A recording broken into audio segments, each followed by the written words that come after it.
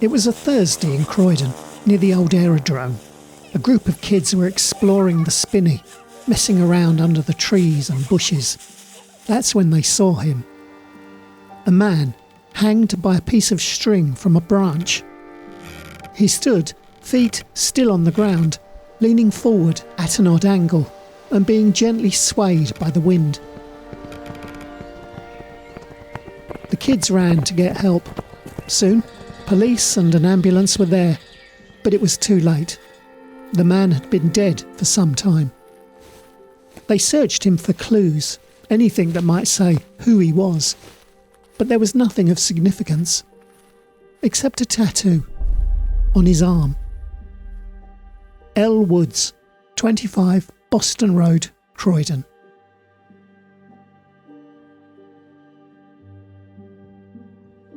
The police followed the lead to Boston Road. The newspaper report said they took off in a suitably powerful car and rushed to the address in West Croydon.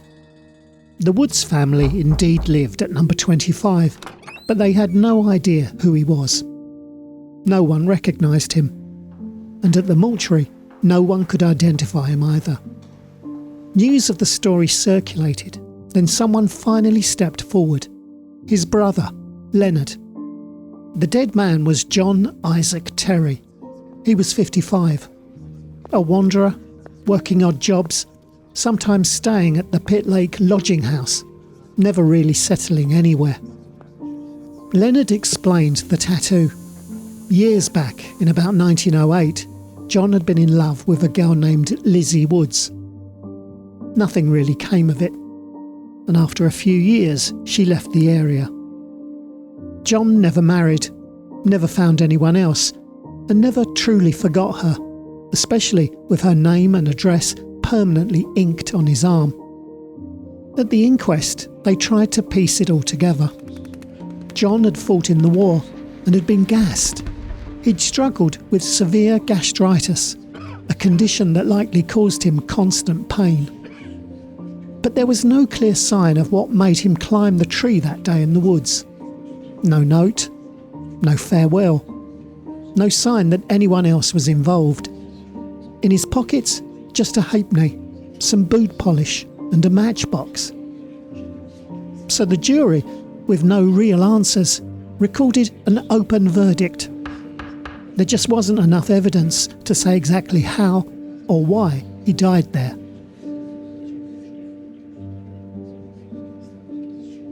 And then, unexpectedly, the Woods family in Boston Road suddenly made the connection.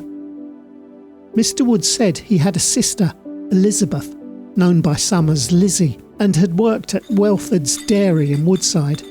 She had married a man named Hepworth, and together they emigrated to Canada around 1913. This was the mysterious L. Woods.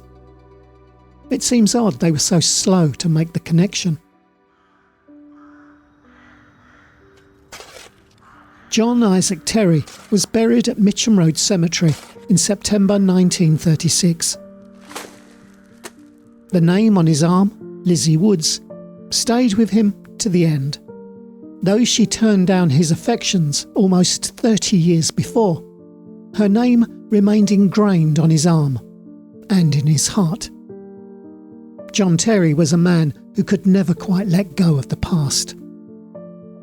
Elizabeth Jane Woods, born in 1885, was my great-aunt.